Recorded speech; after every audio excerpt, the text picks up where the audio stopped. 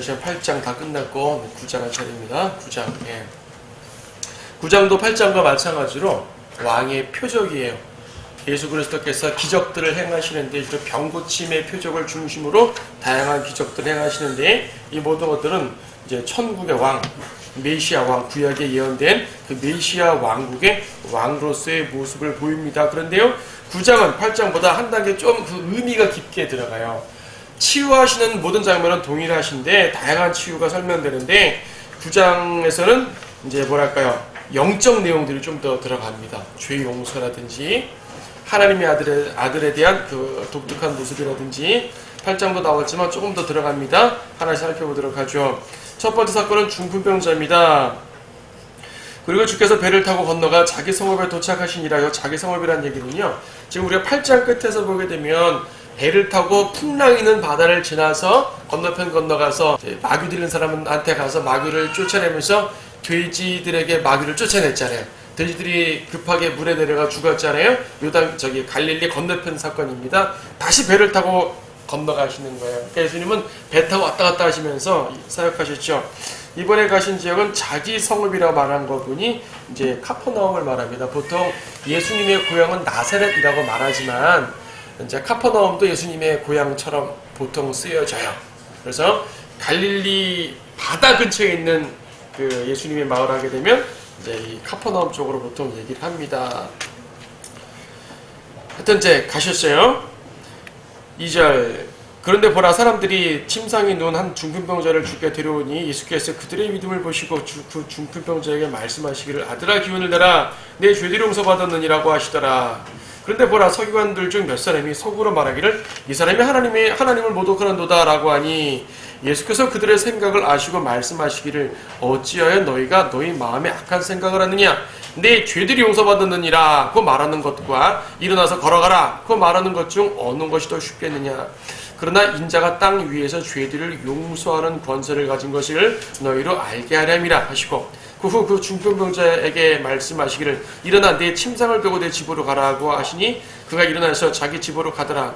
우리가 이를 보고 놀라며 그러한 권세를 사람들에게 주신 하나님께 영광을 돌리더라. 자, 침상에 누운 중풍병자입니다. 이 똑같은 사건이 이제 마가복음에서도 한번 나오는데, 마가복음 2장에 나오는데, 마가복음 2장은 상황이 좀 더 자세하게 되어 있어요. 예수님께서 한 집 안에서 설교하십니다. 사람들이 빽빽합니다. 이때 사람들은 예수님의 말씀에 어떻게든지 병 고침 받아보려고 예수님 근처로 막 오는 거예요. 근데 너무나 많아서 중풍병자를 움직일 수 있습니까? 근데 보통 중풍병자는 한쪽만 좀 움직이는 분들도 있지만은 아예 이 사람은 못 움직이는 것이었어요. 침상째 갖고 왔습니다. 마가복음에 보게 되면 지붕 위로 올라가서 지붕을 뜯고 침상을 내렸다 할 정도니, 그러니까 이 상황이 너무 간절했겠죠. 그리고 사람들도 모두 비켜주지 않았습니다. 자, 내려왔어요. 침상째 짱째 지붕에서 내려왔습니다. 예수님께서 중풍병자에게 첫 마디가 뭐냐면 아들아 기운을 내라. 당시 예수님 나이가 30살, 기껏해 31살. 지금 예수님의 그 전기 사역입니다. 예수님이 30살부터 33살까지 사역하셨잖아요. 그리고 이 장면은 예수님의 후기 사역이 아니라 전기 사역이에요. 후기라고 해도 33살입니다. 30살 되신 분이, 이 중풍병자가 몇 살인지는 모르겠지만 보통 이제 소년이라는 말은 안 쓰죠. 어린아이면은 소년이라는 표현을 썼을 텐데 그런 말 쓰지 않은 걸 보니까 어른입니다. 못해도 20대 이상은 되는 거죠. 30살. 자기보다 나이 많을 수도 있습니다. 근데 아들아 그럽니다. 엄청난 권위죠, 권위. 하나님으로서의 권위입니다. 물론 당시에는요, 어떤 이제 이 문자적인 아들 말고 스승과 제자로서도 아들이라 말할 수 있어요. 스승과 제자의 개념도 아들아라고 말할 수 있습니다. 그러니까 아들이라는 표현은 다양하게 쓰이는데 그렇다더라도 예수님이 누구라고 이 사람한테 아들아 그러겠습니까? 이거는 구약에서 하나님께서 이스라엘 백성들에게 내 자녀들아 했던 것 같은 개념을 말하는 것이에요. 그래서 이제 여자한테는 딸아, 남자한테는 아들아 이런 말 하는 거죠. 아들아 기운을 내라, 네 죄들이 용서받았느니라. 지금 죄들이 용서받았다고 합니다. 지금 이제 이 중풍병자의 간절함은 뭡니까? 병을 치유받는 것이에요. 그리고 친구들도 이 사람을 어떻게 자기 친구를 낫게 하기 위해서 이제 내려보냈는데 병고침을 원했습니다. 근데 예수님은 첫 마디가 내 죄들이 용서받았느니라. 죄의 문제를 먼저 건드셨어요. 뒤에 가면 또 치유해 주셨죠. 치유를 안 하신 거 아닙니다. 자, 죄 용서는 영적 문제, 질병 치유는 현실적 문제. 현실적 문제와 영적 문제가 부딪혔을 때 하나님께서는 영적 문제를 먼저 해결해 주십니다. 인간의 접근 방법은 좀 달라요. 여러분 가끔 복음 전할 때요, 그냥 거리에서 전할 때는 불특정 다수에게 전하긴 하지만 간혹 이제 어떤 단체에게 복음을 전하러 가게 되면 사회복지 관련해서 얘기하면요, 어떤 그런 양로원이나 고아원 같을 때 복음 전하러 갔어요. 그럼 먼저 뭘 줘야 되잖아요. 일반적으로. 그렇죠. 일반적으로 뭘 줘서 이 사람들에게 분위기를 만들어 놓고 복음을 전합니다. 뭐 요즘에는 주기만 하고 물질만 주고 나오는 사람들이 많아서 문제지, 물질을 통해서 마음을 열게 하고 복음을 전한다면 그건 나쁘지 않아. 그거 괜찮은 전략이에요. 근데 예수님은 그렇게도 안 하셨어요. 예수님은 그 정도도 아니고 그냥 영적 문제 먼저 다루셨죠. 여러분 마찬가지입니다. 여러분들이 주님 앞에서 어떤 문제가 있었을 때에, 물론 이제 영적으로 잘못됐기 때문에 병 걸렸다 이건 아닙니다. 그건 상황에 따라 달라요. 잘못해서 징계로 병 걸릴 수도 있지만은 징계가 아닌 병 걸림도 있으니까 무조건 징계받았다고 이 병 아프다고 상황이 안 좋다고 자백부터 하란 말은 아닙니다. 하지만 본인이 알잖아요. 본인이 이거는 내가 뭐 때문에 그런 것 같아라고 알게 되면 먼저 주님과의 관계 회복부터 먼저 하셔야 된다는 얘기죠. 하나님과의 관계 회복부터 하지 않은 상태에서 주님 일단 저 급해요, 이거부터 해결해 주세요 하게 되면 주님께서는 거절할 수도 있습니다. 예수님의 방법 자체가 영적 문제가 우선이었어요. 지금 이 중풍병자는 내 죄를 용서해달라고 온 것이 아니었어요. 병 고쳐달라고 온 거였죠. 예수님은 죄 용서를 말했습니다. 자, 이 중풍병자 개인이 어떤 죄인이었을지 모르겠습니다. 하지만 여기서 그런 의미는 사실 아니에요. 지금 죄 용서를 말하니까 3절에서 서기관들 중 몇 사람이 속으로 말하기를 이 사람이 하나님을 모독하는 도다. 그렇죠. 사람이 죄를 용서해요? 지금 어떤 누군가가 사람한테 당신 죄 용서받았습니다 라고 말하면 정말 모독으로 보이지 않겠습니까? 하나님을 모독하는 것처럼 보이지 않아요? 예를 들어 카톨릭 신부들이 고해성사를 받습니다. 고해성사를 받아요. 그렇죠? 고해성사를 받고 나서 누구누구 자매님, 누구누구 형제님은 이제 죄 용서했습니다, 선포했습니다. 선포가 되냐고요? 근데 그 사람은 죄 선포했습니다. 하나님 모독하는 거죠. 그렇지 않아요? 근데 예수님께서는 모독이 아니죠. 왜? 그분이 하나님 맞으니까. 바리새인들이, 서기관들이 처음에 이렇게 생각하는 건 그럴 수 있다고 봐요. 저 사람은 어떻게 사람이 돼가지고 하나님밖에 할 수 없는 그 사역을 자기가 한다고 하지? 죄 용서는 하나님밖에 할 수 없는 거잖아요. 의문을 가질 수 있어요. 그래요. 초기 의문까지 인정해 봅시다. 예수님께서 말씀하시는 거죠. 오케이. 4절에서 어찌하여 너희가 너희 마음에 악한 생각을 하느냐. 예수님이 악한 생각이라 찝어버리신 걸 보니 이 사람들이 그냥 단순한 의문이 아니라 불신, 하나님을 믿지 못하는, 그리고 예수님에 대해서 안 좋은 악한 생각을 말한 게 분명하네요. 단순한 의문이 아니었습니다. 하긴 예수님께서 지금 처음 치유를 행하시는 것이 아니잖아요. 앞에서 이미 수없이 많은 치유를 행했습니다. 그렇죠? 많은 기적들을 행하셨어요. 그런 상황에서 믿지 못한다는 얘기는 악하다는 얘기입니다. 자, 예수님께서 말씀하십니다. 악하다고 해가지고 무조건 거절하는 것이 아니라 그래도 알려주십니다. 5절에서 네 죄들이 용서받았느니라 라고 말하는 것과 일어나 걸어가라 라고 말하는 것 중 어떤 거 더 쉽겠느냐? 자, 여러분 어떤 거 더 쉽겠습니까? 뭐가 더 쉽겠어요? 병자를 치유하는 것, 도저히 일어날 수 없는 불구자, 중풍병자를 일어나라 온전하게 만드는 것과 죄를 용서하는 것 중 뭐가 더 쉽겠어요? 자, 지금 보면은 이 사람들은 지금 딜레마에 빠져 있는 것이에요. 뭐가 더 쉽지?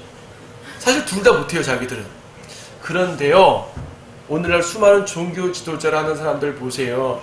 그들이 주로 무슨 말 합니까? 카톨릭 신부들이 뭐라 그럽니까? 질병 치유합니까? 아니면 죄 용서합니까? 죄 용서하잖아요. 당신 용서받았습니다 말합니다. 그렇죠. 그럼 그 사람 믿죠? 용서받았구나. 사실 용서받은 게 아닌데, 즉 증명할 수 없으니까 던져버리는 말을 던지는 거예요, 여러분. 증명할 수 없으니까. 내 죄들이 용서받았느니라 누구나 할 수 있는 말이라는 얘기예요. 쉽습니다, 말하기는. 하나님 앞에서 나중에 받을 게 엄청나서 그렇지 일단 말하면 쉽다는 얘기죠. 지금 예수님 말씀하시는 것이 뭐가 더 쉽겠니? 네가 볼 때는 죄 용서하는 것이 쉬울 것 같지? 내가 그냥 내 아들아 죄 용서 받았느니라 그냥 내가 툭 던진 말 같지? 증명해 볼까? 라고 말씀하시는 것이에요. 어떻게 증명하십니까? 지금 이 서기관들을 볼 때 죄 용서는 아무나 선포할 수 있지만 중풍병자를 낫게 하는 건 당장 눈으로 확인되는데 이거 함부로 말할 수 없잖아요.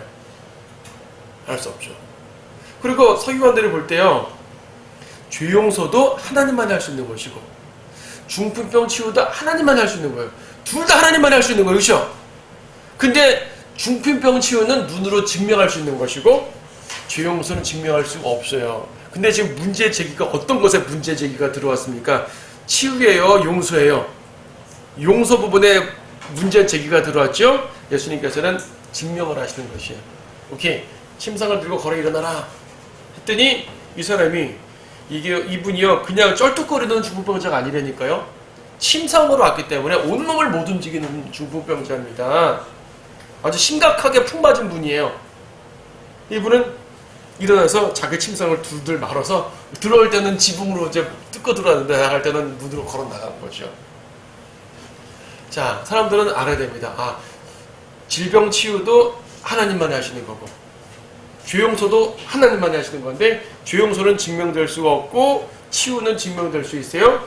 예수님은 눈에 보이는 중풍병 치유를 행하심으로써 눈에 안 보이는 속죄를 증명해 버리신 것이에요. 다른 말로 뭡니까? 예수님이 하나님이심을 드러낸 거죠. 하나님이심을. 그들이 볼 때 죄 용서는 하나님만이 할 수 있는 건데 근데 이분은 죄 용서하실 수 있는 분이라는 게 증명이 됐단 말이에요. 그러면 예수님이 하나님이란 얘기죠. 믿어야 되잖아요. 안 믿습니다. 자, 이 8절 보니까 무리가 이를 보고 놀라며 그러한 권세를 사람들에게 주시는 하나님께 영광을 돌리더라. 사람들은 영광을 돌려. 그 무리 사람들은. 그 집에 보인 사람들은. 근데 서기관들은 영광을 돌리지 않습니다. 다음 사건은 나타나죠. 9절에서 예수께서 그곳을 떠나 지나가시다가 마태라는 한 남자가 세무서에 앉아있는 곳을 보시고 그에게 말씀하시기를 나를 따라오라고 하시니 그가 일어나서 주를 따라가더라. 예, 마태. 이 마태복음의 저자 그 마태입니다. 지금 마태복음의 저자 그 마태가 이제 세무서에 앉아있죠. 그래서 마태는 세리예요. 세리. 예수님 당시의 세리는요 불법으로 착취한 사람들의 대표적인 사람입니다. 그래서 세리는 기본적으로 죄인으로 인식이 되었습니다. 죄인. 그래서 예수님이 세리를 이렇게 제자로 삼았다는 얘기는 죄인을 제자로 삼았다는 얘기예요.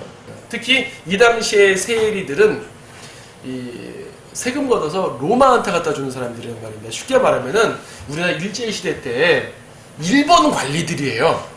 백성들을 착취해가지고 자기 입에 불리면서 일본 당국에다 세금을 규정대로 내고 나머지 자기가 먹어버리죠. 이런 사람들이 많다 보니까 특히 바리새인 같은 사람들은 약간 민족주의 성향이 있거든요. 바리새인 사람들은 아주 나쁘게 보겠죠. 우리 민족의 세금을 뜯어다가 이렇게 외세에 갖다 바치면서 그것도 규정된 세금 이외에 자기가 착취한단 말입니다. 처음에 침례인 요한이 침례를 베풀 때요. 거기는 많은 사람들이 왔습니다. 그때 세리들이 와가지고 우리가 어떻게 해야 되죠? 그러면 침례인 요한은 세리 나쁜 짓이니까 세리짓 하지마! 라고 설교하지 않고요. 규정된 것 이외엔 더 받지 말라라고 설교를 했습니다. 그러니까 자기 합법적으로 하는 건 괜찮은 것이에요. 세리 자체가 죄인은 아니죠. 합법적인 세금을 받으면. 문제는 착취했다는 얘기입니다. 오늘날도 정치, 경제 관련된 정책을 취하는 사람들 중에서 부당하게 착취하는 사람들이 많잖아요. 그것 때문에 직접 누군가가 피해보는 사람도 있고 피해보지 않는 사람도 있지만은 결과적으로 이제 그렇게 되는 것입니다. 그래서 세리를 제자로 삼았다는 말은 이건 어떤 상황에서도 긍정적인 상황이 아니에요. 우리는 지금 다 지나간 사건을 객관적으로 성경 구절 읽으니까 마태는 세리였고 세리인데 제자가 됐어라고 생각하지만 당시 상황으로 딱 조명해 보게 되면 엄청난 상황이에요. 지금 예수님은 이미 유명 인사가 되었습니다. 유명 인사가 되었기 때문에 보는 사람마다 다 주시하는 것이 예수님을 주시하는데 세무서 사람을 제수로 삼아요. 뭔가 좀 이상합니다. 그게 끝이 아닙니다. 10절 보니까 예수께서 그 집에 앉아 음식 드실 때, 마태를 제사 삼으니까 마태 집에 초대를 했나 보죠? 자, 갔습니다. 근데 10절 보니까 예수께서 그 집에서 앉아 음식을 드실 때 보라, 많은 세리들과 주인들이 와서 주와 주의 제자들과 더불어 앉았더라. 마태는 오케이, 좋아. 이 사람은 원래 세리였는데 자기 세관을 때려치고 예수님께 갔으니까 그래, 자기 죄 회개하고 갖다 치자 이거예요. 그리고 마태는 한 번에 갔습니다. 한 번에 오라 하니까 뜸들이지 않았습니다. 오케이, 바로 주님께 헌신했어요. 대단한 믿음입니다. 베드로도 한 번에 가지 않았어요. 베드로도 몇 번을 걸쳐서 부름받고 갔는데 이 마태는 한 번에 갔습니다. 그래서 신약성경은 맨 처음 책을 기록할 특권을 누리는지도 모르겠어요. 네. 그런데 중요한 거는 그 상황에서 마태는 뭐 그렇다 치고 다른 세리들이 모였습니다. 여전히 죄인들이라고 평가되는 사람들이죠. 또 세리들과 죄인들 하니까 세리들 말고 다른 죄인들이 또 있나 봐요. 여러분, 세리가 당시에 죄인으로 취급받게 되면은요, 세무서 관리 자체의 업무가 죄는 아니지만 그 사람이 죄인으로 인식되는 그런 사회 속에서는 이 사람은 다른 죄인과 어울리게 되어 있습니다. 그렇잖아요. 한 사회에서 죄인으로 낙인 찍힌 사람은요, 다른 죄인 그룹과 어울리게 되어 있어요. 왜냐하면 정상적인 사회로 들어오지 못하니까 그런 사람끼리 어울리게 될 수밖에 없는 것이에요. 그래서 여기서 죄인이 어떤 죄인인지 모르겠지만 어쨌든 죄인들이 모인 거예요. 사람들이 볼 때 말하자면 불안과 같은 사람들도 있을 것이고 좀 이렇게 나쁜 짓을 하는 사람들 보이죠. 그리고 11절에 말합니다. 바리새인들이 그들을 보고 주의 제자들에게 말하기를, 어찌하여 너희 선생은 세리들과 죄인들과 함께 먹느냐? 어떻게 너희 선생은 그렇게 의로운 설교자고 훌륭한 분이고 참 맨날 입만 열면은 하나님의 말씀을 가르친다고 하면서 왜 죄인들과 함께 어울리냐? 라고 비판을 합니다. 자, 이 바리새인들은요, 이 서기관들은 자기 자신에 대한 성별 의식이 강했습니다. 여러분, 성별 그러면 성별. 여기서 성별의 아주 핵심이 나옵니다. 무엇이 성별인가? 무엇이 성별인가? 죄의 행위에서 구별되는 것이 성별인가? 아니면 죄인들과 같이 놀지 않는 게 성별인가? 뭐가 성별 같아요? 사람들은 생각합니다. 죄인들과 어울리지 않는 게 성별이라 생각합니다.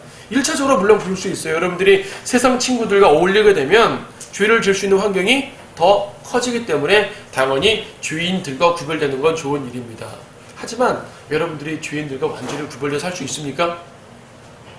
직장 생활할 때 전부 다 그리스도인들과만 직장 생활하는 거 아니고요. 사업할 때 마찬가지고 학생들 공부할 때 마찬가지고요. 우리가 이 세상 사람들과 이 세상 죄인 그룹과 구분되려면 휴가 될 때까지밖에 기다려야 돼요. 휴가 되면 완전히 분리됩니다. 하지만 그 전까지는 같이 생활해야 됩니다. 이때 죄의 행위는 구별하지 않고 죄인들과만 구별하게 되면 이게 진짜 성별일까요? 아니면 죄인들과는 어울려도 그들의 죄의 행위에서 구별되는 게 성별일까요? 어떤 게 성별일까요? 행위에서 구별되는 게 진짜 성별이겠죠. 가끔 보게 되면 우리는 지금 이제 지나가는 말처럼 보이지만 예수님 상황을 다 들어가 보라는 얘기예요. 예수님이 식사 자리에 바리새인들도 있지만은 서기관, 그러니까 세리들도 있고 죄인들도 있고요. 가끔 보게 되면 이런 자리에 창녀였던 여인이 와서 이 옥합을 깨서 예수님 발에 기름 붓기도 합니다. 말하자면 이런 것이 예수님 아닌 자리에 불황아들도 오는 것이고 술주정뱅이도 오는 것이고, 물론 그 자리에서 뭐 술주정 파티했다는 건 아니지만은 그러한 사람들이 모이는 거예요. 그냥 쉽게 말하면 이렇게 노동판에 가가지고요, 노동판에 거친 노동자들 있잖아요. 거친 노동자들, 말도 한막하고 함부로 하고 이런 사람들 사이에 앉아서 순댓국 먹으면서 같이 대화하시는 것이 예수님께서 저 고급 이거 장로님들 집단에 딱 모여가지고 그냥 딱 거룩한 모습 짓고 딱 갖춰 입고 하신 그런 분이 아니란 얘기죠. 바리새인들이 볼 때 예수님은 품이 없는 분이었어요. 그냥 그들의 옷을 걸쳐 입은 거예요. 그냥 항상 넥타이 메고 다니는 게 아니란 얘기죠. 그들의 언어를 쓰고 그들의 거친 행동을 같이 존중해 준 것이죠. 그런데 예수님께서는 죄의 행위에서 성별하라고 말씀하신 것이죠.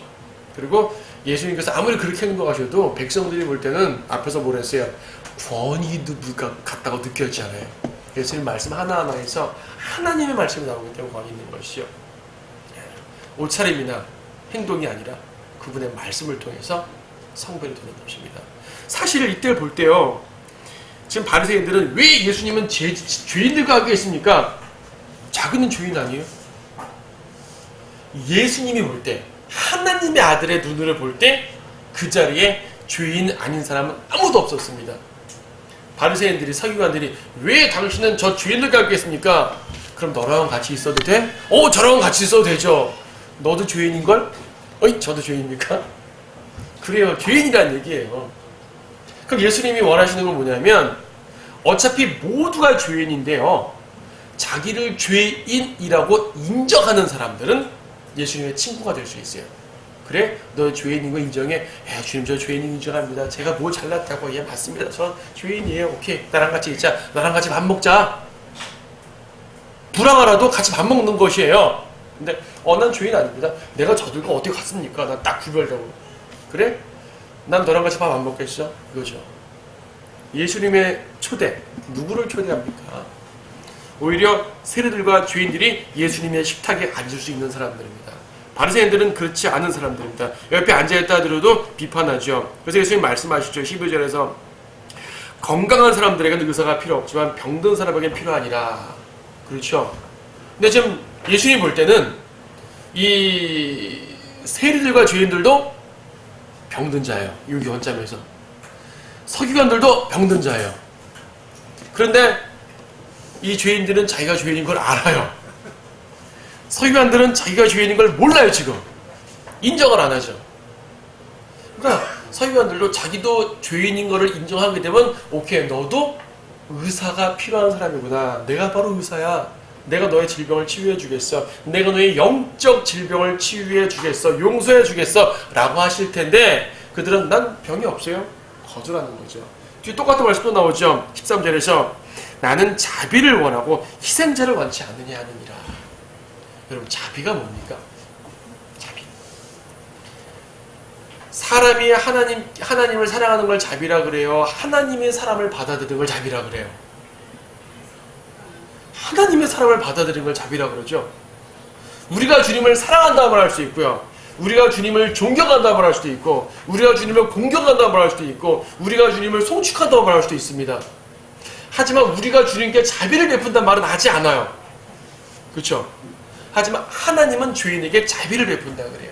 여기서 자비를 원한다는 말은 하나님께서 내가 너희에게 자비를 베풀길 원한다 그 말입니다. 희생제를 원치 않는다. 희생제는 하나님이 죄인에게 주는 거예요. 죄인이 하나님께 하는 희생제예요. 인간이 하나님께 드리는 게 희생제죠. 무슨 말입니까? 행위. 믿음이 아니라 행위. 하나님 은혜가 아니라 행위. 나의 종교 행위, 선행 이런 것들이죠. 자기의. 자기의로 주님께 나오는 건 주님 원하지 않고요. 죄인인 걸 인정하면 예수님이 자비를 베푸는 걸 원하신다는 얘기예요. 그렇죠? 주님은 자비를 베풀기 원하지 희생제를 받아들이기 원하지 않습니다. 호세아서에 있는 말인데요. 호세아서도 같은 의미로 쓰이고 있습니다. 그래서 13절 뒤에 나왔죠. 나는 의인들을 부르러 온 것이 아니요 죄인들을 불러 회개에 이르게 하러 가노라. 서기관들도 죄인이에요. 하지만 그들은 자기들이 의인이랍니다. 자기가 죄인임을 인정하지 않죠. 죄인임을 인정하는 자는 그들을 회개시키는 분입니다. 예수님께서는.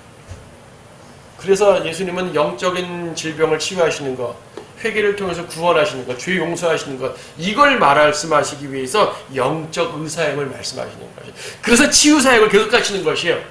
앞에서도 질병 치유 말할 때 왜 질병 치유에다가 이 죄 용서를 말씀하셨냐면 나는 육신의 병만 치료하는 의사가 아니라 너희의 마음의 병, 영적 병을 치료하는 의사야. 이걸 말씀해 주시는 거거든요.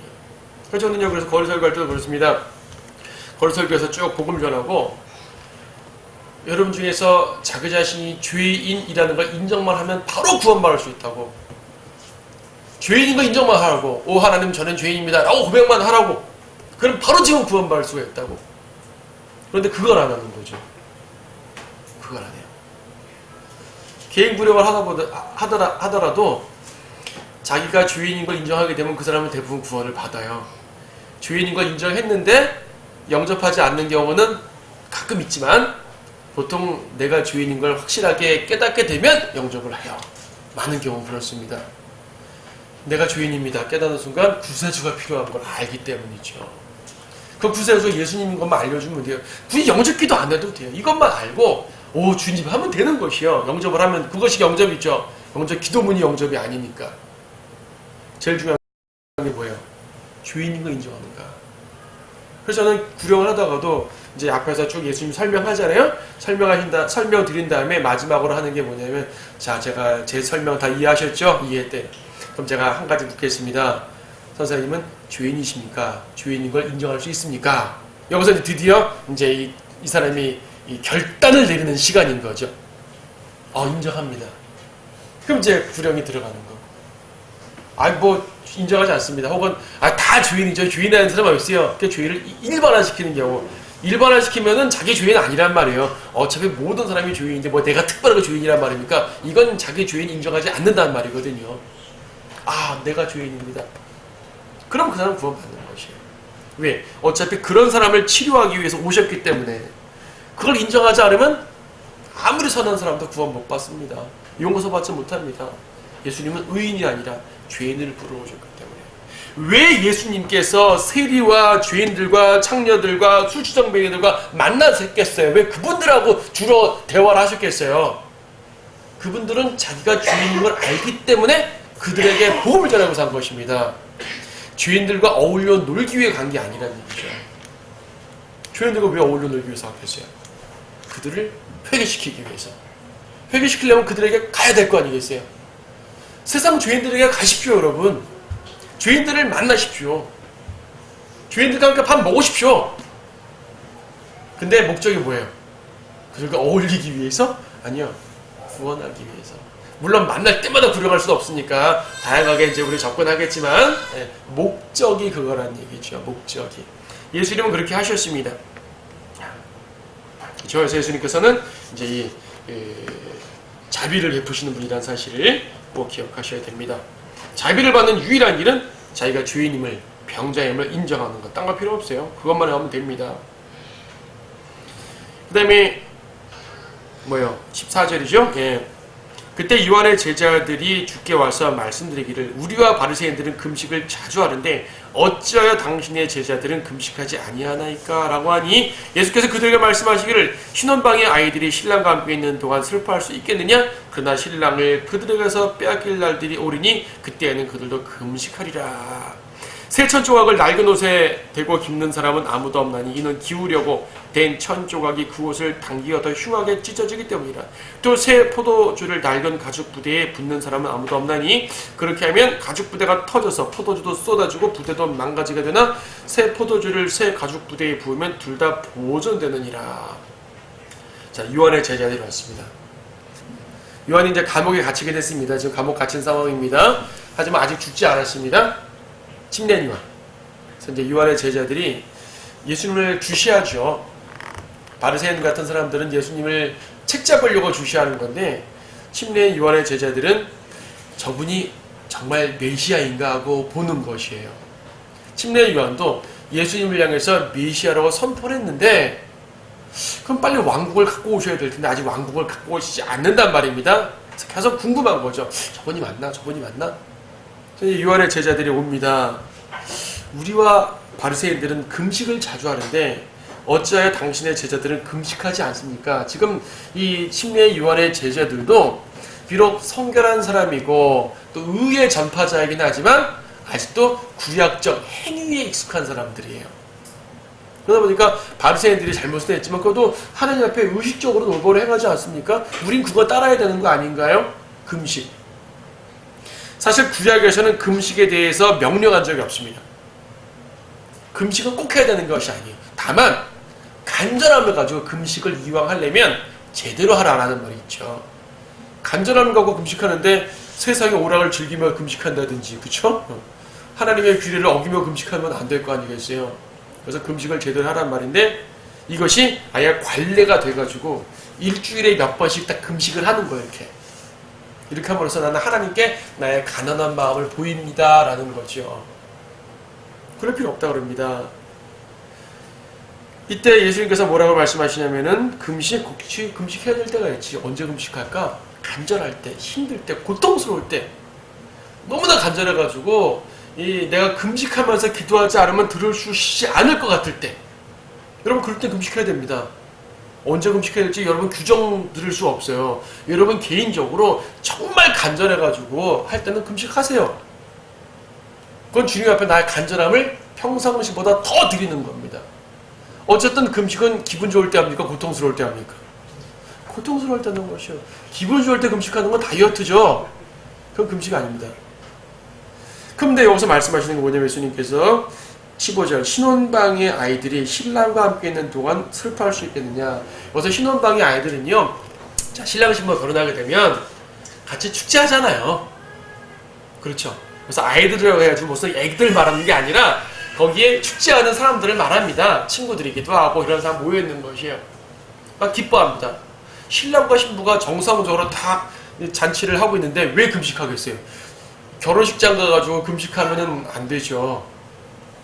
우리 이제 몇 주 후에 결혼식을 하는데 거기 가서 저 금식합니다. 그럼 되겠습니까? 기쁘게 먹어줘야 되는 거예요. 축하해줘야 되는 거죠. 근데 언제 금식한단 말입니까? 신랑을 그들에게서 빼앗길 날이 오리니. 신랑을 빼앗긴답니다. 도대체 어떤 상황이길래 신랑을 빼앗깁니까?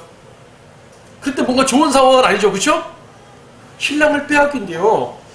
즐겁게 결혼식을 해가지고 신랑 신부가 같이 있어야 정상인데 신랑이 빼앗긴대요.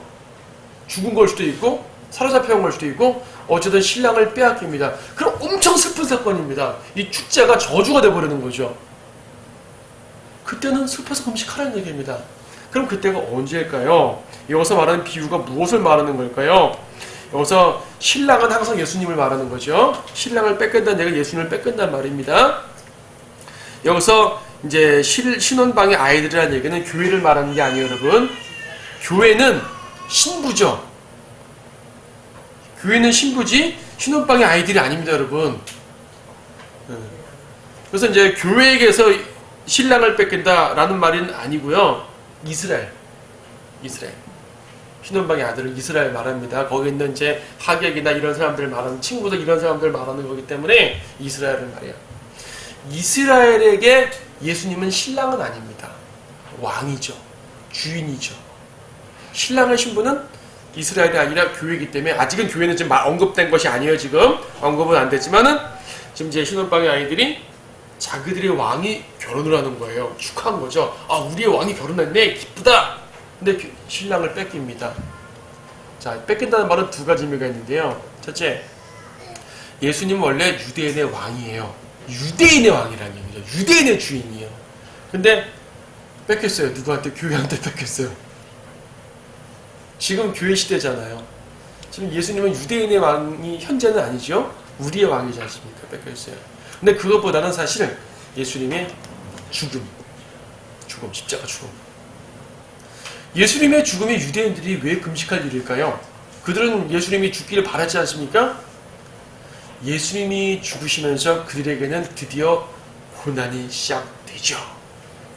예수님이 죽는다는 얘기는 유대인들이 거절했단 말이고, 유대인들이 거절했다는 얘기는 배교했단 말이고, 하나님께 벌을 받는다는 말이겠죠. 그래서 지금 신랑을 빼앗긴다는 말은 어떤 경우든지 간에 교회 시대를 말합니다. 시대적으로. 교회 시대가 되면 유대인들은 엄청 고난을 당하죠. 자, 사도행전 시대부터 그랬어요.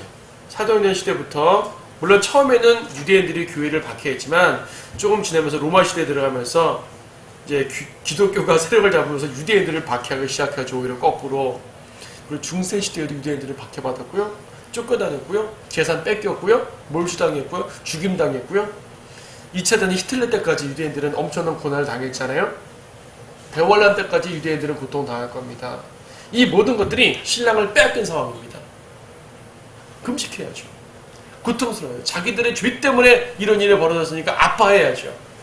그래서 이 장면은 유대인의 시대에서 교회 시대로 경륜이 바뀌는 것을 암시해주는 장면입니다. 암시. 16절도 마찬가지입니다. 약간 비유가 달라지는 것 같지만 경륜의 변화를 말하고 있어요. 새 천조각을 낡은 옷에 대고 깁는 사람은 아무도 없나니 이는 기우려고 된 천조각이 그 옷을 당기어 더 흉하게 찢어지기 때문이라. 옷이 너무 낡고 닳았어요. 물론 요즘에 그런 옷까지 입지 않지만 옛날에는 그런 옷도 많이 입었을 거 아니겠어요? 옷이 너무 낡고 바르고 헤어지고 좀만 담궈도 툭툭 뜯어지는 그런 상황이에요. 그래서 새 천조각을 딱 대고 깁는다고 되겠냐는 얘기죠. 어차피 다른 천들이 헤어지니까 쓰러지고 좀 망가집니다. 새 포도주를 낡은 가죽 부대에 담으면 되는 얘기죠. 새 포도주는 새 가죽 부대에 담아서 제대로 보관돼가지고 제대로 숙성을 시켜야지 낡은 것에 담아버리게 되면은 둘 다 포도주 두 번 먹고 가죽 부대도 터져버린다는 얘기입니다. 그래서 뭘 말하는 걸까요? 자, 새 포도주. 성경에서 새 포도주는 기본적으로 성령님을 상징합니다. 성령님. 그럼 새 가죽 부대는 뭐예요? 가죽 부대는 성령님을 담을 백성이죠. 성령님을 내 안에 담을 백성. 이스라엘이 성령님을 자기들 안에 담았어요. 교회가 성령님을 자기들 안에 담았어요. 교회가 담았죠. 교회가 새 백성이고 이스라엘이 옛 백성이죠. 그래서 이스라엘이 바로 옛 가죽 부대인 거예요. 낡은 가죽 부대인 것이에요. 구약에는 성령님께서 임하셨습니다. 하지만 그들 속에 들어가지 않고 왔다 갔다 하셨죠. 구약에는 사울왕에게 성령님이 임하셨다가 사울왕이 죄를 지니까 떠나셨어요. 삼손 같은 경우는 성령님이 임하셨다가 삼손이 죄를 지니까 떠나셨고 다시 회개하니까 다시 들어오셨어요. 오셨어요, 그에게. 다윗 같은 경우는 성령님이 임하셨다가 다윗이 죄를 져서 성령님이 떠날 뻔하니까 다윗이 간구해가지고 성령님이 떠나지 않고 오케이 용서했어. 그럼 남아 계셨어요. 다시 말해 구약 시대는 성령님께서 왔다 갔다 하실 수 있었어요. 그 안에 온전히 털을 잡고 계신 것이 아니라고요. 근데 신약 시대 교회는 어떻습니까? 우리 안에 털을 잡고 앉아 계셔요. 우리 안이 주님의 성령님의 집이에요. 성령의 전이라고 그러지 않습니까? 그러니까 우리는 성령님의 새 포도주면은 우리는 새 포도주를 다 담고 있는 새 가죽 부대인 것이죠. 이것도 역시 이스라엘 시대가 끝나고 교회 시대가 온다는 그 암시를 말하는 부분입니다. 자, 우리는 그냥 교리적으로 이스라엘 시대가 가고 교회 시대가 온답니다. 이걸 말하자는 것이 아닙니다.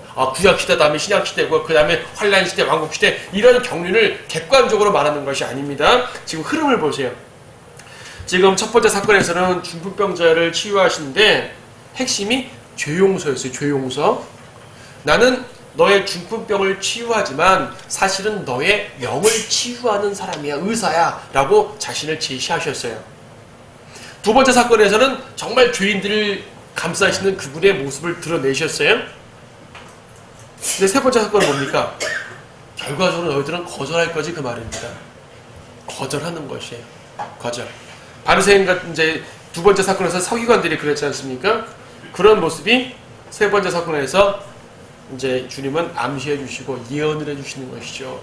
예수님께서는 이스라엘을 너무나 사랑하셔가지고 그들을 끝까지 포기하지 않으시려고 애를 쓰셨지만 그들이 범죄하에서 떠나가고 예수님은 새로운 백성을 찾을 수밖에 없다라는 사실을 보여주는 것이 마태복음 9장의 앞부분입니다. 뒷부분에서도 예수님께서 여전히 이스라엘을 위해서 애쓰시는 모습이 등장합니다. 그 부분은 우리 다음 주에 좀 더 자세히 살펴보도록 하겠습니다.